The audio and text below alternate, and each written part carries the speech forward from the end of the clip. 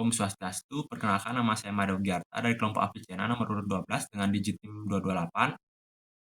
Jadi kali ini saya akan menjelaskan tentang pembuka. Nah, perkenalkan saya perwakilan dari kelompok Avicenna.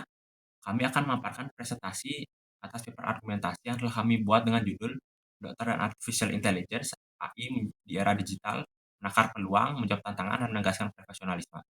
Nah, sebelumnya terima kasih banyak atas perhatian teman-teman dan juga dokter serta penonton lainnya yang telah menonton video presentasi ini. Semoga presentasi ini dapat bermanfaat dan menjadi pembelajaran agar kita lebih bijak dalam menggunakan teknologi AI. Terima kasih.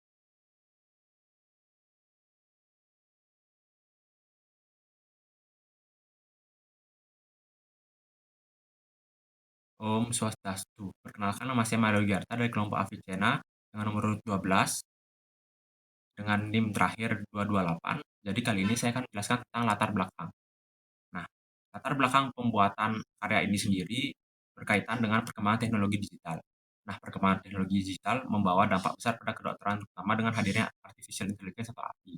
AI menambahkan atau menawarkan kemudahan dalam analisis data, media, diagnosis, dan juga terapi. Namun juga menimbulkan tantangan terkait etika, keamanan data, serta kekhawatiran tergantikannya peran dokter. Nah, oleh sebab itu, profesionalitas dokter jadi menjadi kunci utama dalam era digital. Nah, semua hal tersebut akan kita bahas dalam karya ini. Perkenalkan, saya Eugene Gonzalo Mantoron atau biasa disapa Eugene dengan NIM 250251189 dari kelompok 1 Avicenna dengan nomor urut 10.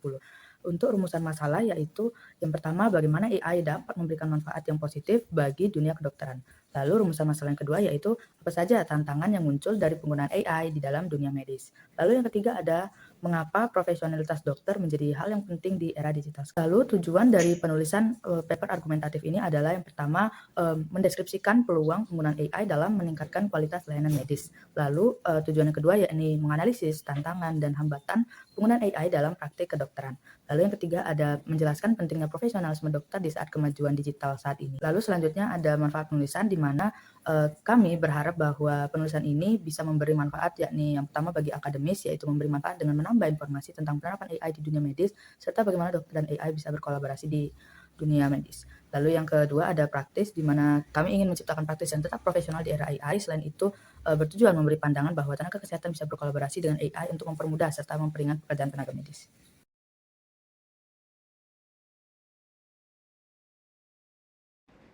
Perkenalkan, nama saya Tisha Mariani Umardi dari kelompok Avicenna dengan nomor urut 15.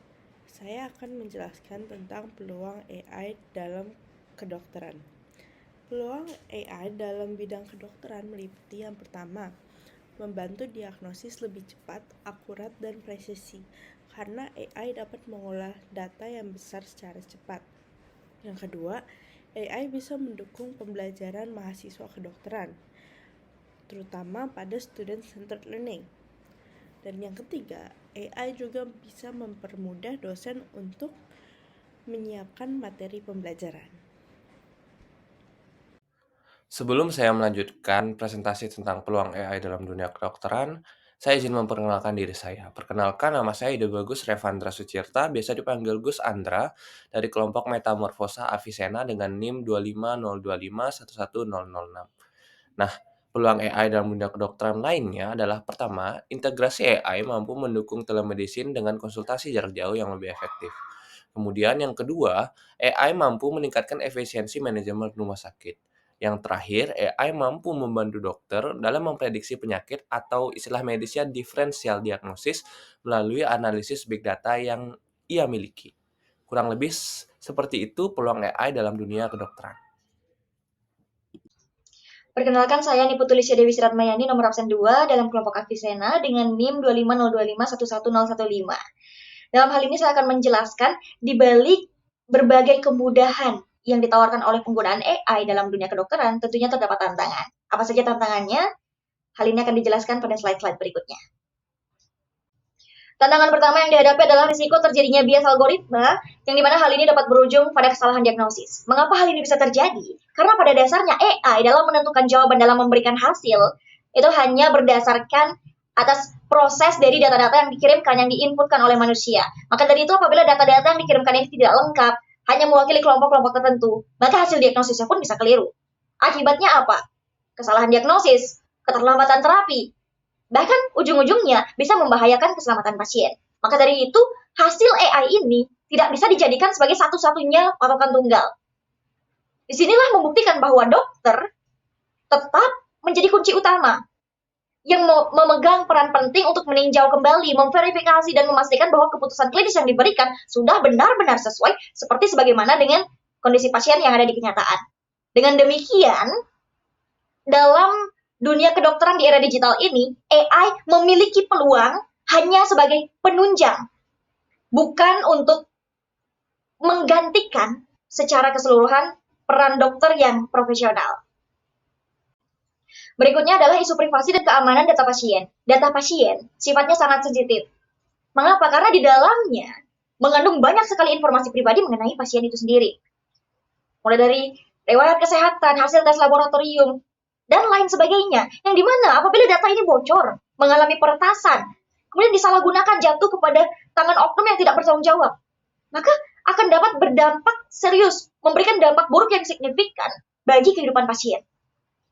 Selain itu di Indonesia sendiri, perlindungan data pasien masih menjadi tantangan yang besar karena regulasi yang belum sepenuhnya tegas dan keterampilan literasi digital di kalangan tenaga medis masih cenderung terbatas.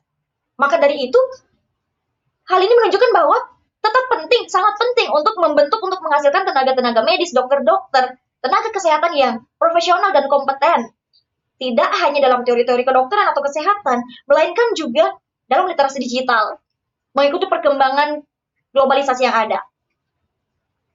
Mengapa? Agar peran dokter yang profesional, tenaga medis yang profesional dapat berjalan beriringan dengan perkembangan dunia digital.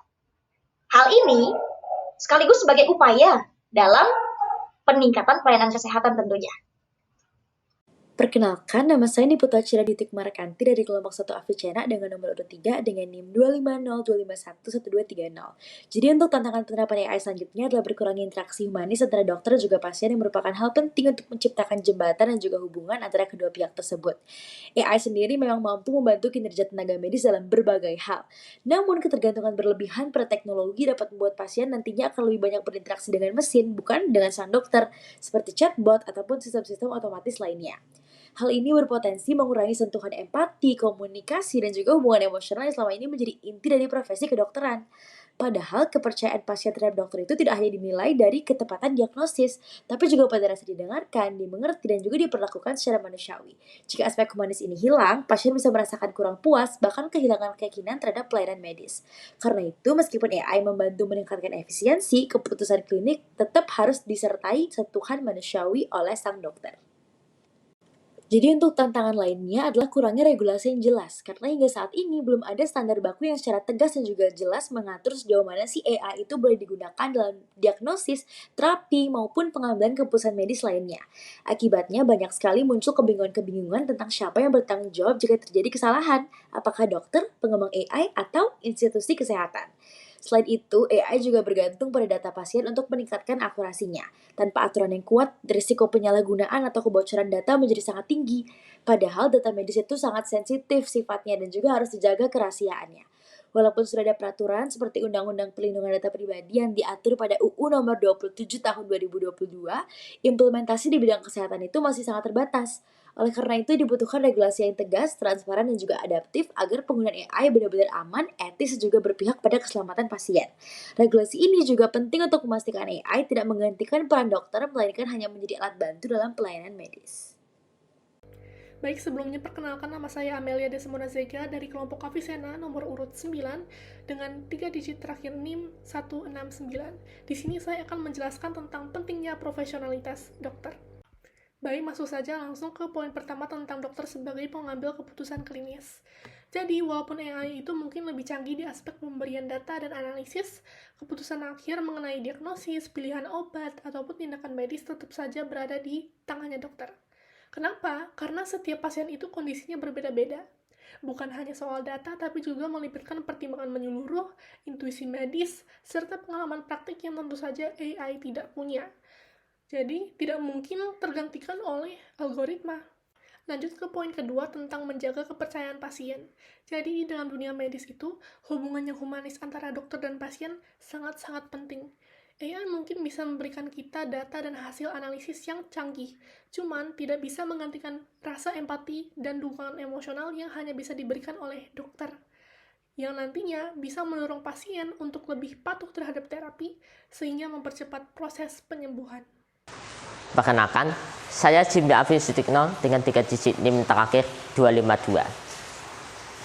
Di era perkembangan teknologi saat ini, AI sudah bertumbuh menjadi semakin canggih, terutama di dalam bidang medis dan pelayanan kesehatan. Namun, dalam praktik penggunaannya, AI sering disalahgunakan dan sering menghasilkan respon-respon yang misleading atau menyesatkan, sehingga tidak 100% hasil yang digenerate oleh AI itu benar. Untuk mengatasi kekeliruan tersebut diperlukan sebuah pengawasan yang dapat dilakukan oleh seorang dokter yang profesional. Untuk itu diperlukan adanya literasi digital supaya kita dapat mengetahui batasan-batasan dalam penggunaan AI, serta kita dapat mengendalikan AI tersebut supaya kita hanya mendapatkan manfaatnya dan tidak mendapatkan kerugiannya. Sebagai seorang dokter yang bijak dan profesional, kita tetap harus menggunakan etika dalam penggunaan teknologi AI ini. Misalnya saja, dalam pengambilan keputusan medis. Dalam pasal 2 Kode Etik Kedokteran Indonesia atau Kodeki, disebutkan bahwa seorang dokterlah yang harus mengambil dan menjadi patokan dalam pengambilan keputusan klinis. Dan itu harus dilakukan oleh seorang dokter dengan independen, individu dan profesional. Pernyataan tersebut menunjukkan bahwa setiap keputusan medis tidak boleh hanya didasarkan pada AI saja, tetapi harus didasarkan pada dokter yang menjadi evaluator dan verifikator terhadap diagnosis-diagnosis yang muncul baik dari dokter itu sendiri maupun AI. Sebelumnya, perkenalkan nama saya Malika Safadi Hartini dengan NIM 250-251-1158. Di sini saya akan menjelaskan tentang 3 bukti pendukung pemanfaatan AI di bidang kesehatan. Yang pertama ini dari World Organization tahun 2021 mengatakan bahwa AI ini sebenarnya berpotensi untuk meningkatkan efisiensi, kecepatan, dan keakuratan medis dengan syarat aman, akuntabel, tidak menimbulkan bias, dan tidak menghasilkan risiko terhadap pasien. Selanjutnya yang kedua ini dari deteksi kanker payudara. AI sendiri sudah berhasil melakukan meta-analisis terhadap lebih dari 120.000 pasien dengan keakuratan sudah setara dengan radiolog profesional.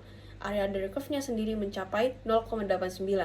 Selanjutnya, di bidang kardiologi, di sini dengan bantuan alat pendeteksi kelainan jantung, AI berhasil menganalisis 1,5 juta rekam medis pasien dengan waktu kurang dari 1 menit.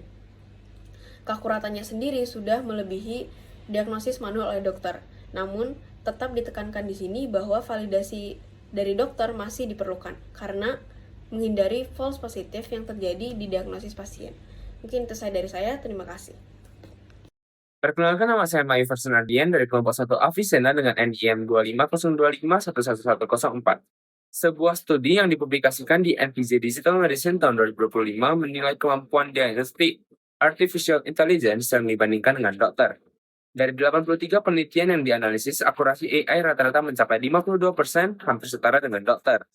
Namun, AI lebih tepat digunakan sebagai alat bantu diagnosis dan digunakan dalam pendidikan kedokteran, bukan pengganti pengalaman penulis dokter. Teknologi ini bisa membantu di daerah dengan keterbatasan teknologi medis serta menjadi sarana latihan bagi mahasiswa kedokteran. Sejak 2021, WHO sudah menekankan pentingnya etika dalam pemanfaatan AI di bidang kesehatan. Prinsip utamanya mencakup transparansi, keselamatan pasien, keadilan, dan akuntabilitas, agar inovasi tetap seimbang dengan perlindungan pasien. Tantangan terbesar justru ada pada kesenjangan regulasi dan infrastruktur antar negara. Karena itu, kolaborasi global sangat dibutuhkan agar AI benar-benar bermanfaat, aman, dan adil bagi semua orang, bukan hanya di negara maju.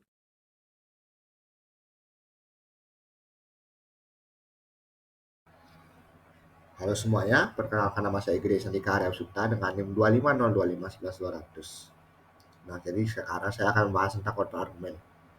Artificial Intelligence atau yang biasa kita kenal dengan AI itu memiliki kemampuan untuk mengolah diagnosis secara besar-besaran. Ada sebuah studi yang menunjukkan kalau AI dapat mengidentifikasi pola dan mempercepat diagnosis berdasarkan data elektronik yang sudah ada. Pada era industri 4.0, ada kemungkinan jika AI nantinya akan mendapat bentuk fisik seperti robot seperti itu. Ada sebuah studi juga menunjukkan bahwa AI yang terintegrasi dalam bentuk robot dapat meningkatkan efisiensi proses perawatan dan memberikan pengawasan yang lebih baik terhadap manajemen penyakit kronis. Hal ini nantinya akan membuktikan kalau AI nantinya tidak hanya sebagai alat diagnosis, melainkan mampu sebagai tenaga medis suatu saat nanti. Salah satu penerapannya yaitu robot yang digunakan dalam operasi bedah. Robot bedah ini sebenarnya sudah ada, namun masih dioperasikan oleh dokter. Mungkin suatu saat nanti AI akan mengambil alih robot bedah ini sehingga dokter tidak perlu melakukan bedah. Halo teman-teman, perkenalkan nama saya Daryana Kriu dari kelompok 01 Avicenna dengan nomor urut dalam kelompok 07 dengan NIM 25025111110. Pada kesempatan kali ini saya akan membahas mengenai sanggahan. Menurut saya, anggapan tersebut masihlah lemah karena AI masih bergantung pada data, dan tanpa data yang lengkap dan representatif, hasil AI tentu bisa keliru. Selain itu, tanggung jawab hukum jika terjadi kasus kesalahan medis juga belum jelas. Selain itu, yang paling penting lagi, AI juga tidak memiliki empati, etika, dan pertimbangan moral yang justru merupakan inti dari profesi dokter itu sendiri. Oleh karena itu, menurut saya, AI itu lebih tepat dilihat sebagai alat bantu dan bukan menjadi pengganti dokter. Sekian dari saya, terima kasih.